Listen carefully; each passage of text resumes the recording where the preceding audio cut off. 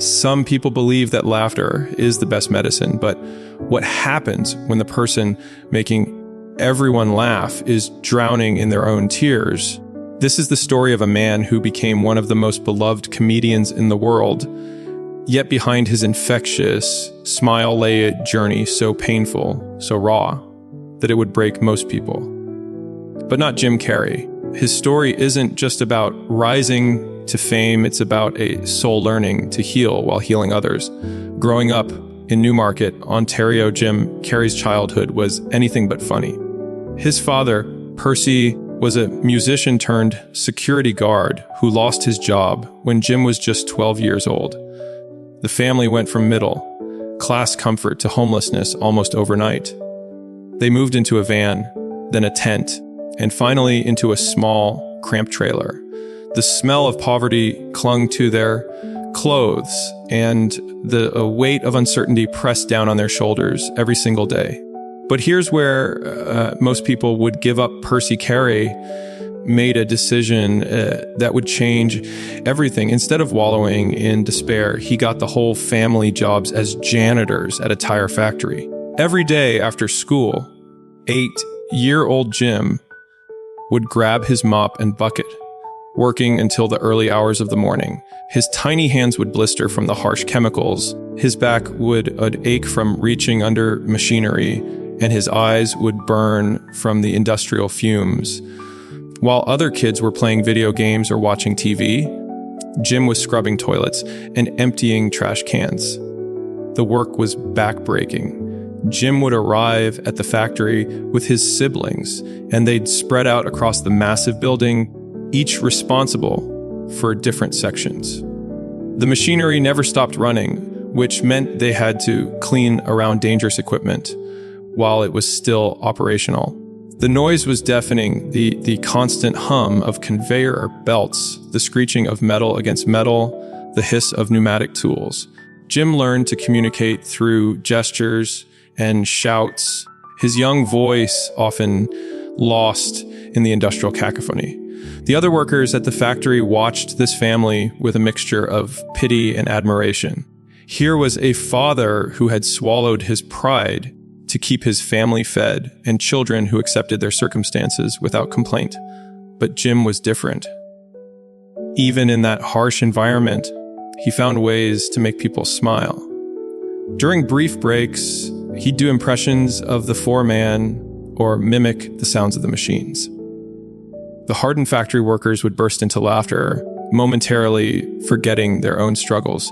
The kids at school noticed. They smelled the factory on his clothes, saw the exhaustion in his eyes, and heard the rumbling of his empty stomach during lunch. The bullying was relentless. They called him Janitor Jim and made jokes about his worn-out shoes and hand-me-down clothes. But instead of retreating into himself, Jim discovered something magical. He could make people laugh. When he pulled a face or did an impression, suddenly he wasn't the poor kid anymore. He was the entertainer, the one who could transform pain into joy. The transformation wasn't immediate. There were days when Jim would come home from school, his face bruised from fights, his spirit crushed by the cruelty of his classmates. He'd sit in that cramped trailer, staring at the peeling wallpaper, wondering if life would ever get better. His mother, Kathleen, would find him there, tears streaming down his face, and she'd sit beside him without saying a word. Sometimes silence was the greatest comfort she could offer, but Jim had inherited something from his father, an unbreakable spirit. Percy had taught him that circumstances don't define a person, choices do, and Jim made a choice that would shape his entire life. He decided to use his pain as fuel for his art. Every insult, every moment of humiliation, every sleepless night at the factory became material for his comedy. He began to see his suffering not as a burden, but as a gift that allowed him to understand the human condition in ways that others couldn't. Night after night, in that cramped trailer, Jim would practice in front of a cracked mirror. He'd contort his face into impossible expressions, mimicking everyone from his teachers to movie stars. His family would gather around, forgetting their troubles for a few precious moments as their youngest son transported them to a world where laughter conquered all. His mother, Kathleen, battling her own demons of chronic illness and depression, would smile for the first time in days. Those moments of joy became Jim's addiction, not to drug or alcohol, but to the power of making others forget their pain. The mirror became his best friend and his harshest critic. He'd spend hours perfecting a single expression, studying how different emotions played across his face. He discovered that his face was incredibly elastic, capable of transformations that seemed almost supernatural. Teachers at school noticed his talent during presentations, but they also saw the dark circles under his eyes, the way he'd sometimes fall asleep at his desk after working all night at the factory. At 15, Jim convinced his parents to drive him to Toronto's comedy clubs. The drive to the city was filled with nervous energy. Jim had never been to a real comedy club before, but he'd seen them on television, and they seemed like magical places where dreams came true. His father was skeptical. The entertainment industry was notoriously difficult, and they didn't have connections or money to help Jim break in. But something in his son's eyes convinced him to take the chance. The first time he stepped on stage at Uke's comedy club, his voice cracked with nervousness. The spotlight was blinding, and the audience was sparse, maybe 20 people on a Tuesday night. But when he launched into his routine, something electric happened. The room erupted in laughter. Not polite chuckles, but deep, belly-shaking laughter that seemed to heal something broken in the air. That night, Jim tasted something he'd never experienced before, for the intoxicating rush of commanding a room, of taking strangers on an emotional journey through the sheer force of his personality. But success didn't come overnight. For years, Jim performed at dive bars and small clubs, sometimes for audiences of 5 or 6 people. He'd drive hundreds of miles for a $20 gig, sleeping in his car and eating gas station hot dogs. The rejection was crushing. Agents would tell him he was too weird or not commercial enough. Television producers would say his rubber face was unmarketable. He was turned down for countless roles, told over and over that he didn't fit the mold of what Hollywood wanted. The entertainment industry in the 1980s was conservative, dominated by clean-cut comedians who told safe jokes about airline food and relationships. Jim's style was radically different. He was physical, unpredictable, and willing to go to places emotionally that made audiences uncomfortable. He didn't just tell jokes, he became the joke, transforming his entire being into a vehicle for comedy. This made him brilliant, but it also made him unemployable in the eyes of many industry executives. The loneliness during these years was suffocating. While his contemporaries were building careers and starting families, Jim was living in a 1-bedroom apartment in Los Angeles, practicing his craft in solitude. His relationships suffered because he poured everything into his comedy. He'd wake up at 4 a.m., drive to the Hollywood Hills, and practice his routines while looking down at the city that seemed to want nothing to do with him. But he had a ritual that kept him going. Every morning, he'd write himself a check for $10 million, dating it 5 years in the future, and carry it in his wallet. People thought he was crazy, but Jim knew something they didn't. Visualization wasn't just daydreaming, it was preparation. The check became more than just a piece of paper. It was a declaration of war against poverty, against mediocrity, against the voice in his head that whispered he wasn't good enough. He'd take it out during his lowest moments, when he was eating ramen noodles for the 3rd day in a row, when his car broke down and he couldn't afford to fix it, when he'd been rejected for yet another role. The check reminded him that he was playing a long game, that every failure was just a step toward an inevitable success. During this period, Jim developed what he called his comedy laboratory. He'd spend hours in front of the mirror, not just practicing routines, but exploring the depths of human emotion. He studied method acting, learning to tap into genuine feelings and experiences to fuel his performances. He discovered that the most powerful comedy came from the most authentic places: his childhood trauma, his family's struggles, his own fears and insecurities. The breakthrough came when he was cast in Living Color. But even then, the path wasn't smooth. The show was groundbreaking but controversial, pushing boundaries that made network executives nervous. Jim's characters were so outrageous, so unpredictable, that some viewers didn't know whether to laugh or be offended. But that was exactly the point. His comedy wasn't safe. It was raw, honest, and unapologetically authentic. Yeah. He wasn't just playing characters. He was channeling every misfit, every outcast, every person who had ever felt too weird for the world. Working on In Living Color was both liberating and terrifying. For the first time, Jim had a platform to showcase his full range of abilities. He created characters that were simultaneously hilarious and heartbreaking. The fire marshal, who was clearly mentally disturbed; the overly enthusiastic fitness instructor, who was compensating for deep insecurities; the smooth talking ladies man, who was actually desperate, genuine connection. Each character was a piece of Jim's soul, disguised as comedy. The show's success opened doors, but it also created new pressures. Suddenly, Jim was recognizable on the street, and people expected him to be on all the time. He struggled with the boundary between his public persona and his private self. In interviews, he'd often slip into character because it felt safer than being vulnerable as himself. The little boy who had learned to hide his pain behind laughter was now a grown man who had forgotten how to exist without a mask. When the mask was offered to him, Jim faced a choice that would define his career. The studio wanted to tone down his performance, make it more mainstream. But Jim refused to compromise. He knew that his wild, uninhibited energy was what made him special.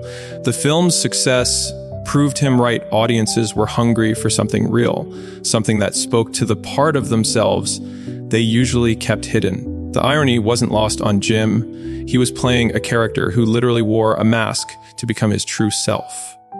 The parallels to his own life were striking. Stanley Epkiss, the meek bank teller who transforms into a confident, charismatic superhero, was essentially Jim's own story.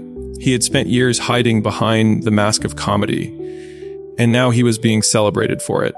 But fame brought its own set of demons. As Jim's star rose, so did the pressure to maintain his happy-go-lucky image. Behind the scenes, he was struggling with depression, anxiety, and an existential crisis that threatened to consume him.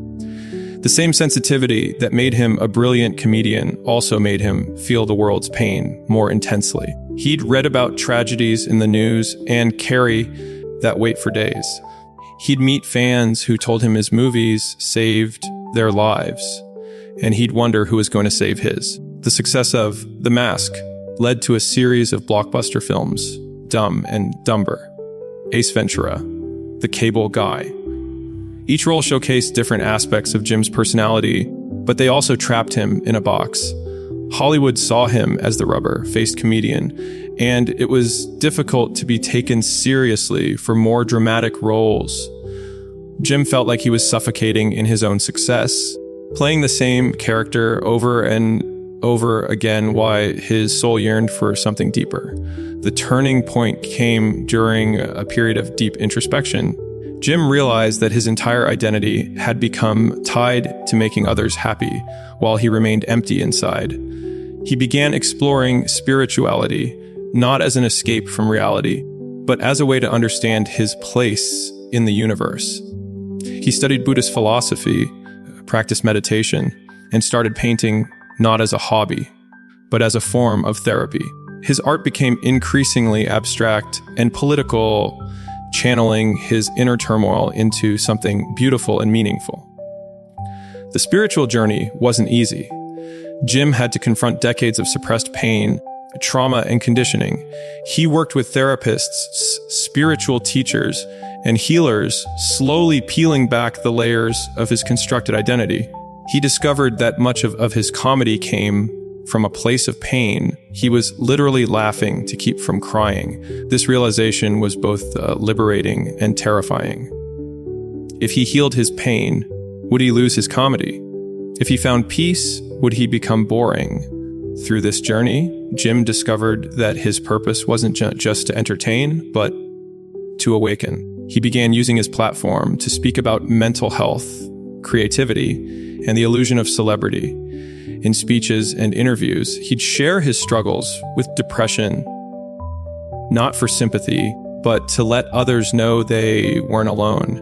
He talked about how success hadn't filled the void inside him, and how true happiness came from serving something greater than himself.